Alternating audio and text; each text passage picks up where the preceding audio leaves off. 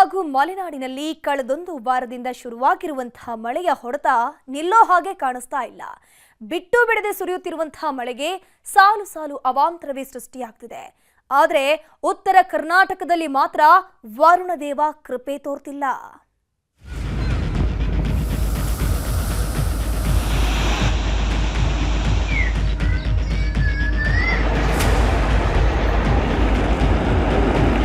ವರದಾ ನದಿಗೆ ಅಡ್ಡಲಾಗಿರ್ತಕ್ಕಂಥ ಬಹುತೇಕ bridge come ಬ್ಯಾರೇಜ್ಗಳು ಕೂಡ ಸಂಪರ್ಕ ಕೂಡ ಕಡಿತಗೊಂಡಿರ್ತಕ್ಕಂಥದ್ದು.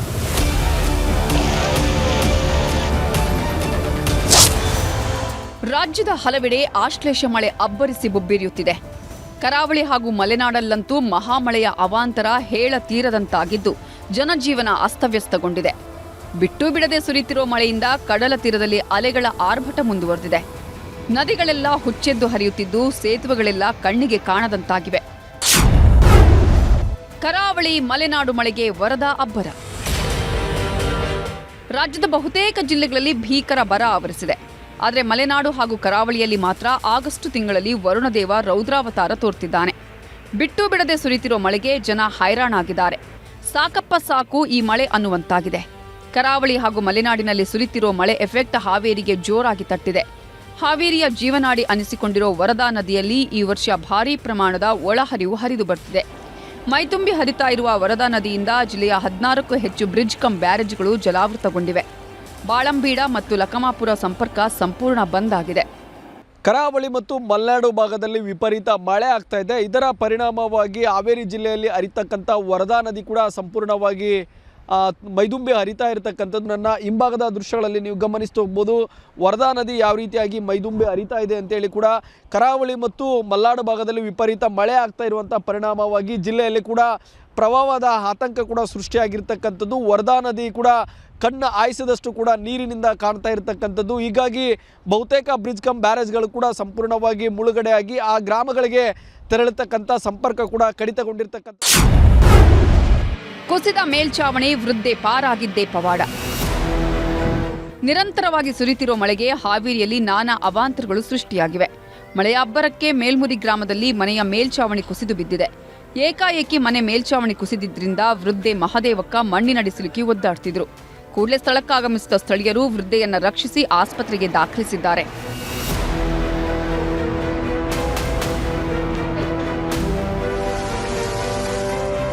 ಚಿಕ್ಕಮಗಳೂರು, ಶಿವಮೊಗ್ಗ ಜಿಲ್ಲೆಯಲ್ಲಿ ಮಳೆಯಾಗ್ತಾ ಇರುವ ಹಿನ್ನೆಲೆ ತುಂಗಭದ್ರಾ ಜಲಾಶಯದ ನೀರಿನ ಮಟ್ಟ ಏರಿಕೆಯಾಗಿದೆ. ಡ್ಯಾಂಗೆ ಅಪಾರ ಪ್ರಮಾಣದ ನೀರು ಹರಿದು ಬರುತ್ತಿದ್ದು ಸದ್ಯ 82,315 ಕ್ಯೂಸೆಕ್ ನೀರು ಹರಿದು ಬರ್ತಿದೆ. ಜಸ್ಟ್ ಒಂದೇ ಒಂದು ವಾರದಲ್ಲಿ 25 ಟಿಎಂಸಿ ನೀರು ಸಂಗ್ರಹವಾಗಿದೆ. ಹೀಗಾಗಿ ಟಿಬಿ ಡ್ಯಾಂ ನಂಬಿಕೊಂಡಿದ್ದ ರೈತರ ಮೊಗದಲ್ಲಿ ಮಂದಹಾಸ ಮೂಡಿದೆ.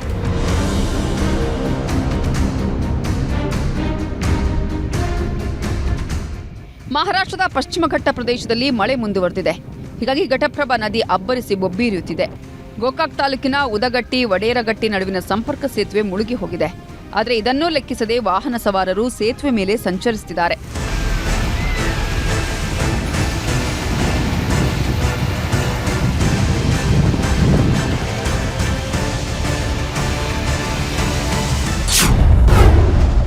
ಭಾರೀ ಮಳೆ, ಜಲಪಾತಗಳಿಗೆ ಜೀವಕಳೆ.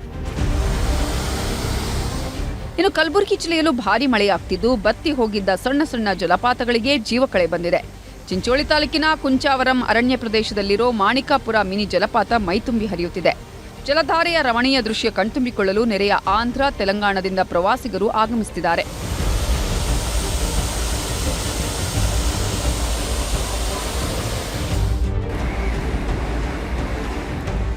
ಕೇರಳದಲ್ಲಿ ಧಾರಾಕಾರ ಮಳೆಯಾಗ್ತಿರುವ ಪರಿಣಾಮ ಮೈಸೂರು ಜಿಲ್ಲೆಯ ಕಬಿನಿ ಜಲಾಶಯಕ್ಕೆ ಅಪಾರ ಪ್ರಮಾಣದ ನೀರು ಹರಿದು ಬರ್ತಿದೆ.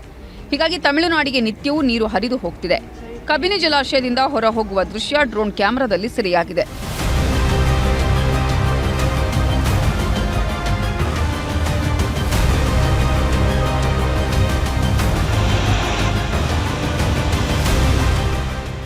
ಇನ್ನು ಕಬಿನಿ ಜಲಾಶಯ ತುಂಬಿ ತುಳುಕ್ತಿರೋದ್ರಿಂದ 27,000 ಕ್ಯೂಸೆಕ್ ನೀರನ್ನು ಹೊರಬಿಡಲಾಗ್ತಿದೆ. ಇದರಿಂದಾಗಿ ಭರಚಕ್ಕಿ ಜಲಪಾತಕ್ಕೆ ಮತ್ತೆ ಜೀವಕಳೆ ಬಂದಿದ್ದು ಕಳೆದ ವಾರ ನೀರಿಲ್ಲದೆ ಬಣಗುಡುತ್ತಿದ್ದ ಫಾಲ್ಸ್ ಈಗ ಹಾಲ್ನೊರೆಯಂತೆ ಧುಮ್ಮಿಕ್ಕುತ್ತಿದೆ.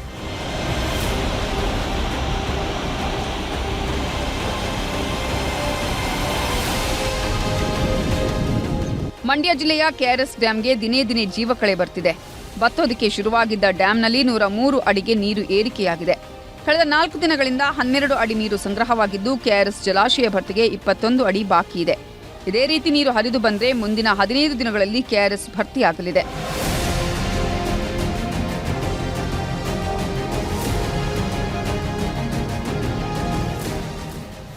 ಬಿರುಗಾಳಿ ಅಬ್ಬರಕ್ಕೆ ಉಡುಪಿ ಜಿಲ್ಲೆಯ ಕಡಲ ತೀರಗಳಲ್ಲಿ ಕಡಲ ಕೊರೆತ ಶುರುವಾಗಿದೆ. ಅಲೆಗಳ ಅಬ್ಬರಕ್ಕೆ ಕಾಪು ಬೀಚ್ ಸಂಪೂರ್ಣ ಅಸ್ತವ್ಯಸ್ತವಾಗಿದೆ. ಬೀಚ್ಗೆ ಹಾಕಿರುವ ಕಲ್ಲಿನ ತಡೆಗೋಡೆ ಸಮುದ್ರದ ಪಾಲಾಗಿದ್ದು ಕಾಪು ಬೀಚ್ನಲ್ಲಿ ಎಲ್ಲಾ ಚಟುವಟಿಕೆಗಳನ್ನು ಬಂದ್ ಮಾಡಲಾಗಿದೆ.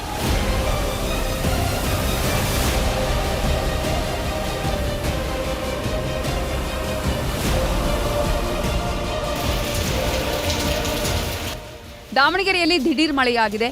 ಮಳೆಯನ್ನೇ ಕಾಣದೆ ಇಷ್ಟು ದಿನ ಜನ ಕಂಗಾಲಾಗಿದ್ರು. ಆದ್ರೆ ಇವತ್ತು ಏಕಾಏಕಿ ಅರ್ಧ ಗಂಟೆಗೂ ಹೆಚ್ಚು ಕಾಲ ಮಳೆ ಸುರಿದಿದ್ದರಿಂದ ಜನ ಫುಲ್ ಖುಷಿಯಾಗಿದ್ದಾರೆ.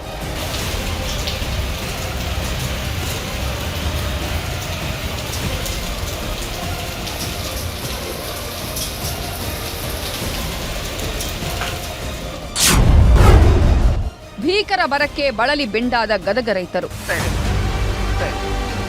ಕೆಲವು ಜಿಲ್ಲೆಗಳಲ್ಲಿ ಧಾರಾಕಾರ ಮಳೆಯಾಗ್ತಿದ್ರೆ ಇತ್ತ ಕೊಪ್ಪಳದಲ್ಲಿ ಭೀಕರ ಬರಗಾಲ ತಾಂಡವವಾಡ್ತಿದೆ. ಹೀಗಾಗಿ ಕೊಪ್ಪಳ ಜಿಲ್ಲೆಯನ್ನ ಬರಪೀಡಿತ ಜಿಲ್ಲೆ ಎಂದು ಘೋಷಿಸುವಂತೆ ಬಿಜೆಪಿ ಧರಣಿ ನಡೆಸಿದೆ. ಜಿಲ್ಲಾಡಳಿತದ ಭವನದ ಮುಂದೆ ಅಹೋರಾತ್ರಿ ಧರಣಿ ನಡೆಸಿದ ಬಿಜೆಪಿ ನಾಯಕರು ಭಜನೆ ಮಾಡಿ ಸರ್ಕಾರದ ವಿರುದ್ಧ ಘೋಷಣೆಗಳನ್ನು ಕೂಗಿದ್ರು.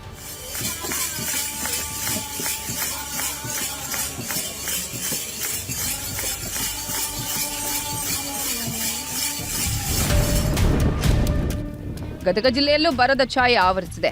ಮಳೆ ಬಾರದ ಹಿನ್ನೆಲೆ ಹೆಸರು ಬೆಳೆ ಸಂಪೂರ್ಣ ನಾಶವಾಗಿದೆ. ಕುಟುಂಬಸ್ಥರ ಚಿನ್ನಾಭರಣವನ್ನ ಅಡವಿಟ್ಟು ಬೆಳೆ ಬೆಳೆದವರು ಈಗ ಕಣ್ಣೀರಿಡ್ತಿದ್ದಾರೆ. ಎಕರೆಗೆ ಕಂಡಾಪಟ್ಟಿ ಖರ್ಚು ಮಾಡಿ 25ರಿಂದ 30 ಸಾವಿರ ರೂಪಾಯಿ ಖರ್ಚಾಗತ್ತೆ ರೀ.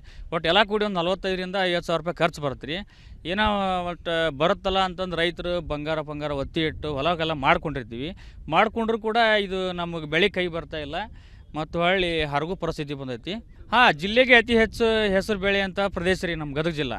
ಮತ್ತು ಇದ್ರೊಳಗೆ ಲಾಸ್ ಆಗೈತೆ ನಮ್ಗೆ. ಮಳೆ ಆಕೈತಿ ಅಂತ ಆಸೆ ಪಟ್ಟು ಲಕ್ಷಗಟ್ಟಲೆ ಕೊಟ್ಟು ಸಾಲ ಮೂಲ ಮಾಡಿ ಲವಣಿ ಮಾಡಿವಿ. ಲವಣಿ ಮಾಡಿದ್ರ ಜೊತೆಗೆ ಅದಕ್ಕೆ ಬೀಜ ಗೊಬ್ಬರ ತಂದು ಹಾಕಿವಿ. ಅದು ಯಾವುದೇ ರೀತಿಯಿಂದ ಮಳೆ ಇಲ್ಲಾರ್ದಕ್ಕೆ ಸಂಪೂರ್ಣವಾಗಿ ಹೊಂಟ್ಬಿಟ್ಟೈತಿ. ಪೀಕ್ ಒಣಗೋದ್ರಿಂದ ಏನಾಗೈತಿ, ಎಲ್ಲ ನಮ್ಮ ರೈತರು ಅದನ್ನ ಹರಗಾಕತ್ತಾರ. ಹರಗೋದ್ರಿಂದ ನಮ್ಮ ಮುನ್ನೆದ್ದು ಸಾಲ ಸೂಲ ಮಾಡಿ ಬಿತ್ತಿದ್ದು ಆನಂತ ಹರಗೋದು ಈ ಪರಿಸ್ಥಿತಿ ನಮ್ಗೆ ಕಣ್ಣೀರು ಕಪ್ಪಾಳಕ್ಕೆ ಬಂದೈತೆ ಪರಿಸ್ಥಿತಿ. ಭಾರಿ ಮಳೆ ಹೋಯ್ತಾ ಇದೆ. ಒಟ್ಟಿನಲ್ಲಿ ರಾಜ್ಯದ ಕೆಲವು ಕಡೆಗಳಲ್ಲಿ ಮಳೆರಾಯ ಅಬ್ಬರಿಸುತ್ತಿದ್ರೆ ಉಳಿದ ಕಡೆ ಭೀಕರ ಬರ ತಾಂಡವವಾಡ್ತಿದೆ.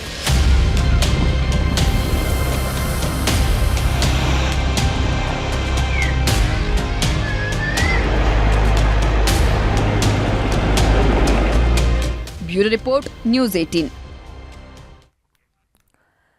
ತಮಿಳುನಾಡಲ್ಲಿ ಕಾವೇರಿ ಕಿಚ್ಚು ಹೊತ್ಕೊಂಡಿರೋ ಹೊತ್ತಲ್ಲೇ ತ್ರಿಷಾ ಬಿರುಗಾಳಿ ಬೀಸೋದಕ್ಕೆ ಶುರುವಾಗಿದೆ.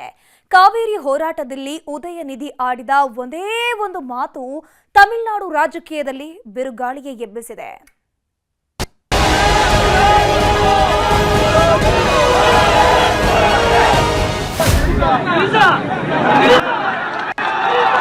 எங்க தண்ணி வருதோ இல்ல அங்க தண்ணி வரணும்.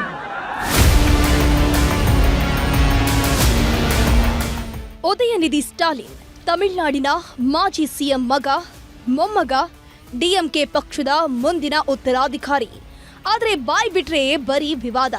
ಹಿಂದೊಮ್ಮೆ ಸನಾತನ ಧರ್ಮದ ಬಗ್ಗೆ ವಿವಾದದ ಕಿಡಿ ಹೊತ್ತಿಸಿದ ಉದಯನಿಧಿ ಈಗ ಮತ್ತೊಂದು ವಿವಾದವನ್ನ ಸೃಷ್ಟಿಸಿದ್ದಾರೆ. ಅದು ಕೂಡ ನಟಿ ತ್ರಿಷಾ ಬಗ್ಗೆ ಆಡಬಾರದ ಮಾತನಾಡಿದ್ದಾರೆ.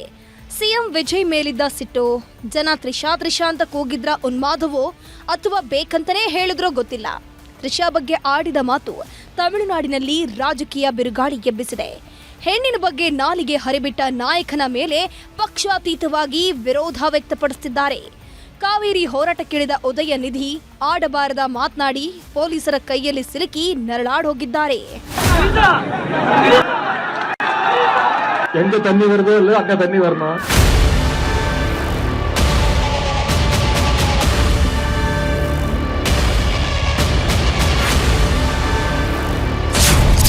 ಕಾವೇರಿ ಹೋರಾಟದ ಮಧ್ಯೆ ಬೆಂಕಿ ಹೊತ್ತಿಸಿದ ನಿಧಿ. ನಟಿ ತ್ರಿಷಾ ಬಗ್ಗೆ ತುಚ್ಛ ಮಾತು, ಜೋರಾಯ್ತು ದಂಗಲ್. ಕಾವೇರಿ ಹಿಂದೆ ಬಿದ್ದಿರೋ ತಮಿಳಿಗರು ದಿನಕ್ಕೊಂದು ಹಂಗಾಮ ಎಬ್ಬಿಸುತ್ತಿದ್ದಾರೆ. ನಮಗ್ ನೀರು ಬಿಡ್ತಿಲ್ಲ ಅನ್ನೋ ಖ್ಯಾತಿ ತೆಗೆದಿದ್ದಾರೆ. ಆದ್ರೆ ತಮಿಳುನಾಡು ಕೇಳಿದ್ದಕ್ಕಿಂತಲೂ ಹೆಚ್ಚಿನ ನೀರು ತಮಿಳುನಾಡಿಗೆ ಹರಿದು ಹೋಗಿದೆ. ಆದರೂ ಕೂಡ ಅವರಿಗೆ ತೃಪ್ತಿ ಆಗ್ತಿಲ್ಲ. ಹೀಗಾಗಿ ತಂಜಾವೂರಿನಲ್ಲಿ ಡಿಎಂಕೆ ನಾಯಕರು ಕಾವೇರಿಗಾಗಿ ಹೋರಾಟ ನಡೆಸುತ್ತಿದ್ದಾರೆ. ಈ ವೇಳೆ ಭಾಗಿಯಾಗಿದ್ದ ಉದಯನಿಧಿ ಸ್ಟಾಲಿನ್ ಕಾವೇರಿ ವಿಷಯವಾಗಿ ನಮ್ಮ ಮುಖ್ಯಮಂತ್ರಿ ಬಾಯನ್ನೇ ಬಿಡ್ತಿಲ್ಲ, ಅವರಿಗಿರೋ ಚಿಂತೆಯೊಂದೇ ನಮ್ಮ ಬಗ್ಗೆ ಸುಳ್ಳು ಪ್ರಕರಣ ದಾಖಲಿಸೋದು ಅಂತ ವಾಗ್ದಾಳಿ ನಡೆಸಿದ್ರು. ಈ ವೇಳೆ ಜನರ ಗುಂಪಿನಿಂದ ತ್ರಿಷಾ ತ್ರಿಷಾ ಅನ್ನೋ ಕೂಗು ಕೇಳಿ ಬರೋದಕ್ಕೆ ಶುರುವಾಯಿತು. ಇದು ಉದಯನಿಧಿಗೆ ಇರುಸು ಮುರುಸಾಗ್ತಿದ್ದಂತೆ ವಿವಾದಾತ್ಮಕ ಹೇಳಿಕೆ ಕೊಟ್ಟಿದ್ದಾರೆ. ಯಾವ ನೀರು ಬರುತ್ತೋ ಇಲ್ವೋ ಆ ನೀರು ಮಾತ್ರ ಬರಲೇಬೇಕು ಅಂತ ಹೇಳಿದ್ದಾರೆ. ಉದಯನಿಧಿಯ ಈ ಹೇಳಿಕೆ ತಮಿಳು ರಾಜಕೀಯದಲ್ಲಿ ಬಿರುಗಾಳಿ ಎಬ್ಬಿಸಿದೆ. ತ್ರಿಷಾರನ್ನ ಗುರಿಯಾಗಿಸಿಕೊಂಡು ಹೆಣ್ಮಗಳನ್ನ ಅವಮಾನಿಸಿದ್ದಾರೆ ಅಂತ ದೂರು ದಾಖಲಾಗಿದೆ. அவருக்கு இருக்கக்கூடிய ஒரே கவலை என்ன? திமுக மேல என்ன பொய் வழக்கு போடலாம், என்ன பொய் கேஸ் போடலாம்.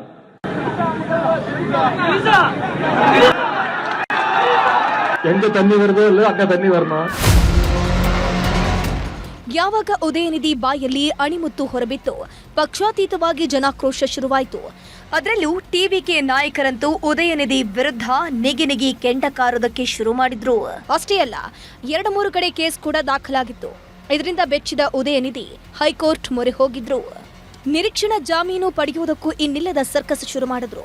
ಆದರೆ ಅಷ್ಟೊತ್ತಿಗಾಗಲೇ ಮಧ್ಯಪ್ರವೇಶಿಸಿದ ಪೊಲೀಸರು ನೇಲಂಕೆರೆ ನಿವಾಸದಲ್ಲಿದ್ದ ಉದಯನಿಧಿಯನ್ನ ಎತ್ತಾಕೊಂಡು ಹೋದ್ರು. ಇಲ್ಲಿಂದ ಮತ್ತೊಂದು ಹಂಗಾಮ ಶುರುವಾಗಿದ್ದು, ಉದಯನಿಧಿಯನ್ನ ಬಂಧಿಸಿದ ಪೊಲೀಸರು ಕೇಸ್ ಮೇಲೆ ಕೇಸನ್ನ ಜರೆದಿದ್ದಾರೆ. ಸೆಕ್ಷನ್ 196 ಗುಂಪು ಘರ್ಷಣೆಗೆ ಪ್ರಚೋದನೆ, ಸೆಕ್ಷನ್ 192 ದಂಗೆ ಏಳಲು ಪ್ರಚೋದನೆ, ಸೆಕ್ಷನ್ 352 ಉದ್ದೇಶಪೂರ್ವಕ ಹೇಳಿಕೆ ನೀಡಿ ಶಾಂತಿಯನ್ನ ಕದಡೋದು, ಸೆಕ್ಷನ್ 79 ಮಹಿಳೆಯ ಘನತೆಗೆ ಧಕ್ಕೆ ತರೋದು, ಸೆಕ್ಷನ್ 296B ಸಾರ್ವಜನಿಕ ಸ್ಥಳದಲ್ಲಿ ಅವಾಚ್ಯ ಪದ ಬಳಕೆ, ಸೆಕ್ಷನ್ 61 ಕ್ರಿಮಿನಲ್ ಪಿತೂರಿ, ಸೆಕ್ಷನ್ 351 ಜೀವ ಆಸ್ತಿಪಾಸ್ತಿಗೆ ಹಾನಿ ಹಾಗೂ ಬೆದರಿಕೆ ಅಂತ ಕೇಸ್ ಹಾಕಿದ್ದಾರೆ. ಇದೆಲ್ಲದರ ಮಧ್ಯೆ ಬೇಲ್ ಅರ್ಜಿ ವಿಚಾರಣೆ ನಡೆಸಿದ ಮದ್ರಾಸ್ ಹೈಕೋರ್ಟ್ನಲ್ಲಿ ಸ್ಟೇಷನ್ ಬೇಲ್ ಮೇಲೆ ರಿಲೀಸ್ ಮಾಡುವಂತೆ ಸೂಚನೆ ಕೊಟ್ಟಿದೆ. ಜೊತೆಗೆ ತನಿಖೆಗೆ ಸೂಚಿಸುವಂತೆಯೂ ನಿರ್ದೇಶನ ಕೊಟ್ಟಿದೆ. ಹೀಗಾಗಿ ನಾಲಿಗೆ ಹರಿಬಿಟ್ಟ ಉದಯನಿಧಿ ಸದ್ಯದ ಮಟ್ಟಿಗೆ ಪಾರಾಗಿದ್ದಾರೆ. ಕಾವೇರಿ ನಿಮ್ಮದಲ್ಲ ನಮ್ಮದು, ಗಣಿಗ ರವಿ ಸಿಡಿಗುಂಡು. ಕಾವೇರಿ ನೀರಿಗಾಗಿ ತಮಿಳುನಾಡಿನಲ್ಲಿ ದಿನೇ ದಿನೇ ಹೋರಾಟ ಜೋರಾಗ್ತಿದೆ. ಈ ಬಗ್ಗೆ ಮಂಡ್ಯದಲ್ಲಿ ಪ್ರತಿಕ್ರಿಯೆ ನೀಡಿದ ಶಾಸಕ ಗಣಿಗ ರವಿ ತಮಿಳುನಾಡು ಸಿಎಂಗೆ ಟಾಂಗ್ ಕೊಟ್ಟಿದ್ದಾರೆ. ವಿಜಯ್ ಅವರೇ, ಕಾವೇರಿ ನಿಮ್ಮದಲ್ಲ ನಮ್ಮದು, ಮೇಕೆದಾಟು ಅಣೆಕಟ್ಟನ್ನ ಕಟ್ಟೇ ಕಟ್ತೇವೆ, ತಡೆಯೋ ತಾಕತ್ತು ತಮಿಳುನಾಡಿಗಿಲ್ಲ. ಕಾವೇರಿ ಅಣೆಕಟ್ಟನ್ನ ನಮ್ಮ ಮೈಸೂರು ಮಹಾರಾಜರು ಒಡವೆಯನ್ನ ಅಡವಿಟ್ಟು ಕಟ್ಟಿದ್ರು, ನಿಮ್ಗೆ ಪುಕ್ಕಟೆ ನೀರು ಕೊಡ್ತಿದ್ದೀವಿ ಅಂತ ನೆಗಿ ಕೆಂಡ ಕಾರಿದ್ದಾರೆ. ಕಾವೇರಿ ಅವ್ರದಲ್ಲ, ಮೈಸೂರು ಮಹಾರಾಜರು ಒಡವೆ ಅಡವ ಇಟ್ಟು ಕಟ್ಟಿದಂಥ ಅಣೆಕಟ್ಟು, ನಿಮಗೆ ಪುಕ್ಕಟೆ ನೀರು ಕೊಡ್ತಾ ಇರೋದು ನಾವು. ಕಾವೇರಿ ನಿಮ್ದಲ್ಲ, ತಮಿಳ್ನಾಡವ್ರಿಗೆ ಹೇಳ್ತಾ ಇದೀವಿ, ಕಾವೇರಿ ನಿಮ್ದಲ್ಲ, ಕಾವೇರಿ ನಮ್ಮದು. ಮೇಕೆದಾಟನ್ನು ಕಟ್ಟೋದಕ್ಕೆ ನಾವು ರೆಡಿ ಇದ್ದೀವಿ, ಅದರಲ್ಲೇನು 2 ಮಾತು ತೊಂದರೆ ಇಲ್ಲ. ತಮಿಳ್ನಾಡವ್ರು ಏನೇ ಅಡ್ಡ ಹಾಕಿದ್ರು ನಮ್ಮನ್ನು ಡ್ಯಾಮ್ ಕಟ್ಟೋದನ್ನು ತಡೆಯೋ ತಾಕತ್ತು ತಮಿಳ್ನಾಡವ್ರಿಗೆ ಇಲ್ಲ. ಕನ್ನಡಿಗರಿಗೆ ಅವ್ರದ್ದೇ ಆದ ಸ್ವಾಭಿಮಾನ ಇದೆ, ಕಾಂಗ್ರೆಸ್ ಗೌರ್ಮೆಂಟ್ಗೆ ಅದೇ ಆದ ತಾಕತ್ತಿದೆ, ಡಿ ಕೆ ಶಿವಕುಮಾರ್ ಅವರಿಗೆ ಅವ್ರದ್ದೇ ಆದ ಕಮಿಟ್ಮೆಂಟ್ ಇದೆ. ನಾವು ಮೇಕೆದಾಟನ್ನು ಕಟ್ತೀವಿ. ಒಟ್ನಲ್ಲಿ ತಮಿಳುನಾಡಿನಲ್ಲಿ ಹಂಗಾಮವೇ ಶುರುವಾಗಿದ್ದು, ಒಂದ್ ಕಡೆ ಕಾವೇರಿ ಹೋರಾಟ, ಇನ್ನೊಂದ್ ಕಡೆ ಉದಯನಿಧಿಯ ವಿವಾದ ಜೋರಾಗಿ ಹೊತ್ತಿಯುರಿದಿದೆ. Bureau report, news 18. ರಾಜ್ಯ ಕಾಂಗ್ರೆಸ್ನಲ್ಲಿ ಅಸಮಾಧಾನಿತರ ಸಿಟ್ಟು ಕ್ಷಣಕ್ಕೂ ಭುಗಿರೇಳ್ತಾನೆ ಇದೆ. ಸಚಿವ ಸ್ಥಾನ ಸಿಗದಿದ್ದಕ್ಕೆ ಸ್ವಪಕ್ಷದ ವಿರುದ್ಧವೇ ಸಮರ ಸಾರಿದ್ದಾರೆ. ರಾಜೀನಾಮೆ ನಿರ್ಧಾರದ ಜೊತೆಗೆ ಬಂಡಾಯದ ಬಾವುಟವನ್ನ ಹಾರಿಸುತ್ತಿದ್ದಾರೆ.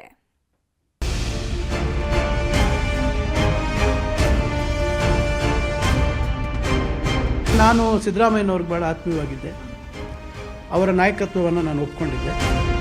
ಇದು ಕಾಂಗ್ರೆಸ್ ಸರ್ಕಾರ ಅಂತ ಅನಿಸೋದೇ ಇಲ್ಲ.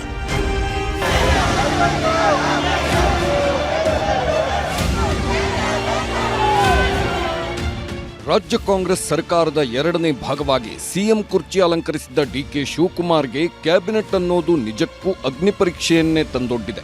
ಸಂಪುಟ ರಚನೆಯಾದ ಬರೋಬ್ಬರಿ 2 ತಿಂಗಳ ಬಳಿಕ ಸಂಪುಟ ವಿಸ್ತರಣೆಯಾಯಿತು. ಅಳೆದೂ ತೂಗಿ ಸಣ್ಣ ಪುಟ್ಟ ಗೊಂದಲಗಳ ಮಧ್ಯೆ ಖಾಲಿ ಇದ್ದ 20 ಸ್ಥಾನಗಳ ಪೈಕಿ 19 ಸಚಿವ ಸ್ಥಾನಗಳಿಗೆ ಪ್ರಮಾಣ ವಚನ ಬೋಧಿಸಿದ್ದಾಯಿತು. ಆದರೆ ಈ ಪ್ರಕ್ರಿಯೆ ಅಂದುಕೊಂಡಷ್ಟು ಸುಲಭವಾಗದೆ ಜೇನುಗೂಡಿಗೆ ಕಲ್ಲು ಹೊಡೆದಂತಾಗಿದೆ. ಮಂತ್ರಿ ಸ್ಥಾನದ ಮೇಲೆ ಕಣ್ಣಿಟ್ಟಿದ್ದ ಸುಮಾರು 15ಕ್ಕೂ ಹೆಚ್ಚು ಶಾಸಕರು, ಮಾಜಿ ಸಚಿವರು, ಪರಿಷತ್ ಸದಸ್ಯರು ನಿಗಿನಿಗಿ ಕೆಂಡವಾಗಿದ್ದಾರೆ. ಬಂಡಾಯದ ಬಾವುಟ ಹಾರಿಸಿದ್ದಾರೆ. ಹೈಕಮಾಂಡ್ ಮಟ್ಟಕ್ಕೂ ಹೋಗೋ ಎಚ್ಚರಿಕೆ ನೀಡಿದ್ದಾರೆ. ಆಕಾಂಕ್ಷಿಗಳ ಅಸಮಾಧಾನ, ಪ್ರತಿಭಟನೆ, ಆಕ್ರೋಶ ಸಿಎಂ ಡಿಕೆ ಶಿವಕುಮಾರ್ರನ್ನ ಕೊಂಚ ವಿಚಲಿತರಾಗುವಂತೆ ಮಾಡಿದೆ. ಸಿಡಿದೆದ್ದ ಸಚಿವಾಕಾಂಕ್ಷಿಗಳು ರಾಜೀನಾಮೆ ಬೆದರಿಕೆ. ರಾಜ್ಯಾದ್ಯಂತ ಬೆಂಬಲಿಗರ ರಸ್ತೆ ತಡೆ, ಪ್ರತಿಭಟನೆ, ಆಕ್ರೋಶ. ನಿನ್ನೆ ಹೈಕಮಾಂಡ್ ಪಟ್ಟಿ ಪ್ರಕಟ ಮಾಡಿ ಸಚಿವರುಗಳ ಪ್ರಮಾಣ ವಚನ ಸ್ವೀಕರಿಸುವ ಹೊತ್ತಿಗೆ ಆಕಾಂಕ್ಷಿಗಳ ಆಕ್ರೋಶದ ಕಟ್ಟೆಯೊಡೆದಿತ್ತು. ಇಂದು ಬೆಳಗಾಗುತ್ತಲೇ ಮತ್ತೆ ಹೋರಾಟದ ಕಹಳೆ ಮೊಳಗಿಸಿದ್ರು. ಬೆಂಗಳೂರು, ಕೋಲಾರ, ಚಿಕ್ಕಬಳ್ಳಾಪುರ, ಗದಗ, ಬಳ್ಳಾರಿ, ರಾಯಚೂರು ಹೀಗೆ ಹಲವೆಡೆ ಸಚಿವಾಕಾಂಕ್ಷಿಗಳ ಬೆಂಬಲಿಗರು ರಸ್ತೆಗಿಳಿದು ಹೋರಾಟ ನಡೆಸಿದ್ರು. ಸಭೆಗಳ ಮೇಲೆ ಸಭೆ ನಡೆದು ಬೆಂಗಳೂರಿನ ಕೆಪಿಸಿಸಿ ಕಚೇರಿ ಬಳಿ ವಿಜಯನಗರ ಶಾಸಕ ಎಂ ಕೃಷ್ಣಪ್ಪ, ಗೋವಿಂದರಾಜನಗರ ಕ್ಷೇತ್ರದ ಶಾಸಕ ಪ್ರಿಯಾ ಕೃಷ್ಣ ಬೆಂಬಲಿಗರು ಹೈಡ್ರಾಮಾವನ್ನೇ ಮಾಡಿದ್ರು. ವಿಜಯನಗರ ಹಾಗೂ ಗೋವಿಂದರಾಜನಗರ ಬ್ಲಾಕ್ ಕಾಂಗ್ರೆಸ್ ಅಧ್ಯಕ್ಷರು, ಯುವ ಕಾಂಗ್ರೆಸ್, ಮಹಿಳಾ ಕಾಂಗ್ರೆಸ್, ಎನ್ಎಸ್ಯುಐ ಅಧ್ಯಕ್ಷರು ಹಾಗೂ ಕಾರ್ಯಕರ್ತರು ರಾಜೀನಾಮೆ ಸಲ್ಲಿಸಿದ್ರು. ಶಾಸಕರ ಬೆಂಬಲಿಗರನ್ನ ಸಮಾಧಾನಪಡಿಸುವಲ್ಲಿ ಕೆಪಿಸಿಸಿ ಅಧ್ಯಕ್ಷ ಬಿಕೆ ಹರಿಪ್ರಸಾದ್ ಹೈರಾಣಾದ್ರು. ನಾನು 50 ವರ್ಷ ದುಡಿದು ನಾನು ಈಗ ಅಧ್ಯಕ್ಷ ಆಗಿದ್ದೀನಿ. ಎಲ್ಲರಿಗೂ ಅವಕಾಶ ಸಿಗುತ್ತೆ. ಆರಾಮಾಗಿರಿ. ಪ್ರಿಯಾ ಕೃಷ್ಣಗಂತೂ ಅವಕಾಶ ಸಿಗುತ್ತೆ. ಏನ್ ಸಿಗುತ್ತೆ ಅನ್ನೋದು ನಾವು ಮುಂದೆ ಹೇಳ್ತೀವಿ. ಮತ್ತೊಂದೆಡೆ ಬೆಂಗಳೂರಿನ ಶಾಂತಿನಗರ ಶಾಸಕ ಎನ್ಎ ಹ್ಯಾರಿಸ್ಗೆ ಸಚಿವ ಸ್ಥಾನ ಕೈತಪ್ಪಿದ್ದಕ್ಕಾಗಿ ಬ್ರಿಗೇಡ್ ರೋಡ್ನ ದಿ ಗ್ರೇಟ್ ವಾರ್ ಸರ್ಕಲ್ ಬಳಿ ಪ್ರತಿಭಟನೆ ನಡೆಸಿದ್ರು. ಈ ವೇಳೆ ಪೊಲೀಸ್ ಹಾಗೂ ಪ್ರತಿಭಟನಾಕಾರರ ನಡುವೆ ನೂಕಾಟ, ತಳ್ಳಾಟ ಉಂಟಾಯಿತು. ರಸ್ತೆ ತಡೆದವರನ್ನ ಪೊಲೀಸರು ವಶಕ್ಕೆ ಪಡೆದರು. ಹಿರಿಯ ಕಾಂಗ್ರೆಸ್ ನಾಯಕ ದಿನೇಶ್ ಗುಂಡೂರಾವ್ ಬೆಂಬಲಿಗರು ಕೆಪಿಸಿಸಿ ಕಚೇರಿ ಮುಂದೆ ಪ್ರೊಟೆಸ್ಟ್ ಮಾಡಿದ್ರು. ಕೆಪಿಸಿಸಿ ಅಧ್ಯಕ್ಷ ಬಿಕೆ ಹರಿಪ್ರಸಾದ್ಗೆ ದಿನೇಶ್ ಗುಂಡೂರಾವ್ ಅವರಿಗೆ ಸಚಿವ ಸ್ಥಾನ ನೀಡುವಂತೆ ಮನವಿ ಮಾಡಿಕೊಂಡ್ರು.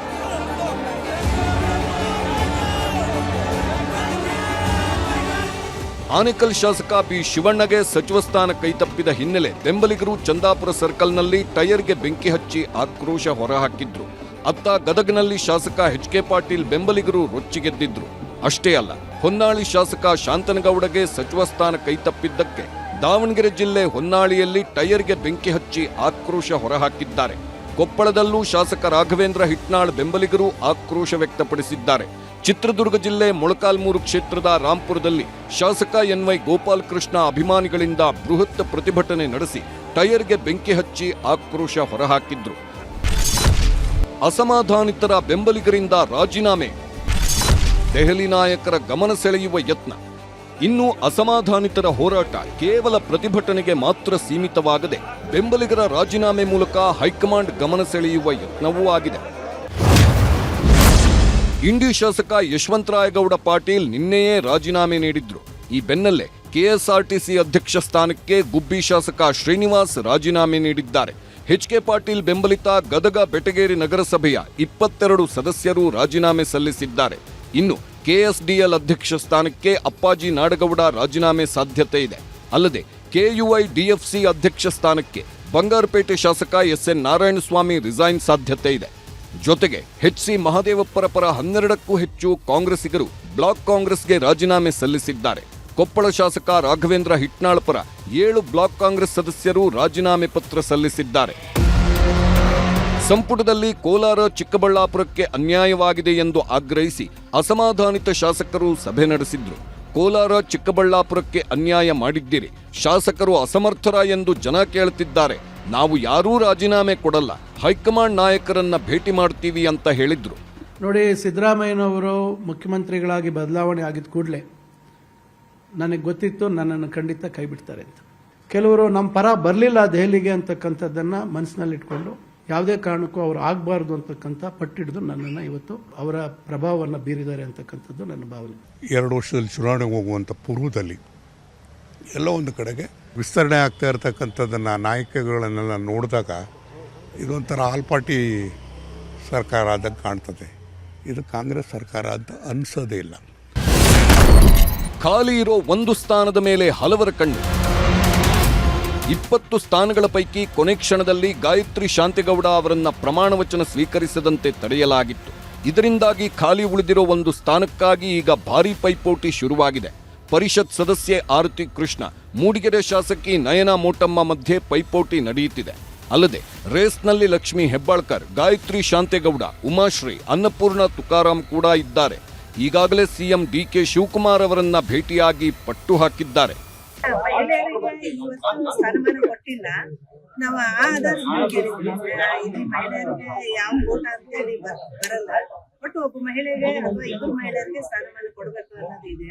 ಅದರ ಆಧಾರದ ಸರ್ ಅವಕಾಶ ಮಾಡಿಕೊಡಿ ಅಂತ ಕೇಳಿದ್ವಿ.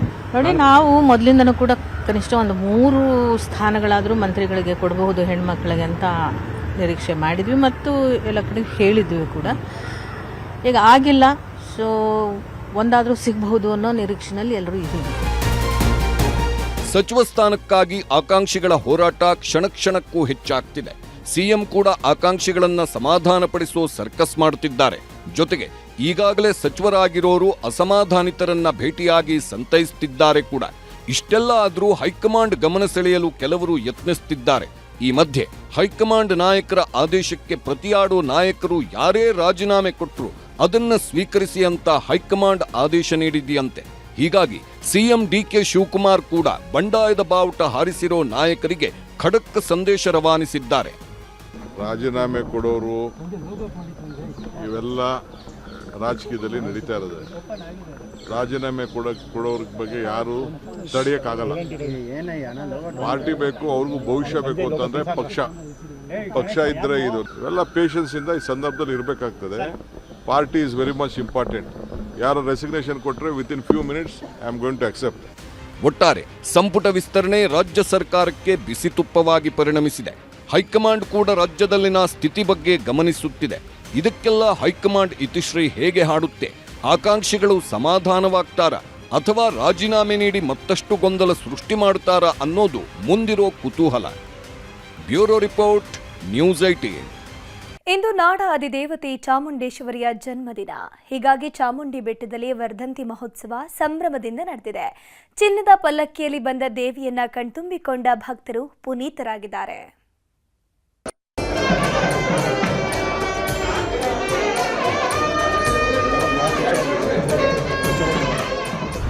ನಾಡಿನ ಅಧಿದೇವತೆ, ಭಕ್ತರ ಇಷ್ಟಾರ್ಥ ನೆರವೇರಿಸೋ ವರದಾತೆ ಚಾಮುಂಡಿಯೂ ಇವಳೆ, ಮಹಿಷ ಮರ್ದಿನಿಯೂ ಇವಳೆ. ಬೆಟ್ಟದ ಮೇಲೆ ಕೂತ ಬೆಟ್ಟದೊಡತಿಗೆ ಕೋಟ್ಯಾಂತರ ಭಕ್ತರಿದ್ದಾರೆ. ಹೀಗಾಗಿ ಈಕೆ ಸನ್ನಿಧಿಯಲ್ಲಿ ನಿತ್ಯವೂ ಹಬ್ಬವೇ. ಅದರಲ್ಲೂ ವಿಶೇಷ ದಿನಗಳು ಬಂದ್ರಂತೂ ಹೇಳೋದೇ ಬೇಡ.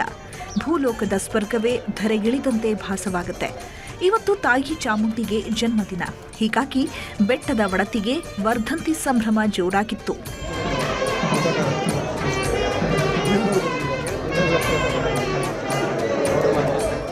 ಇವತ್ತು ಚಾಮುಂಡೇಶ್ವರಿ ವರ್ಧಂತಿ ದಿನ ಆಗಿದ್ರಿಂದ ಬೆಟ್ಟದ ಮೇಲೆ ನಾನಾ ಬಗೆಯ ಪೂಜಾ ಕೈಂಕರ್ಯಗಳನ್ನು ನೆರವೇರಿಸಲಾಯಿತು. ಬೆಳಗಿನ ಜಾವ 4 ಗಂಟೆಯಿಂದಲೇ ದೇವಿಯ ಮೂಲ ವಿಗ್ರಹಕ್ಕೆ ಎಣ್ಣೆ ಮಜ್ಜನ ಮಾಡಲಾಯಿತು.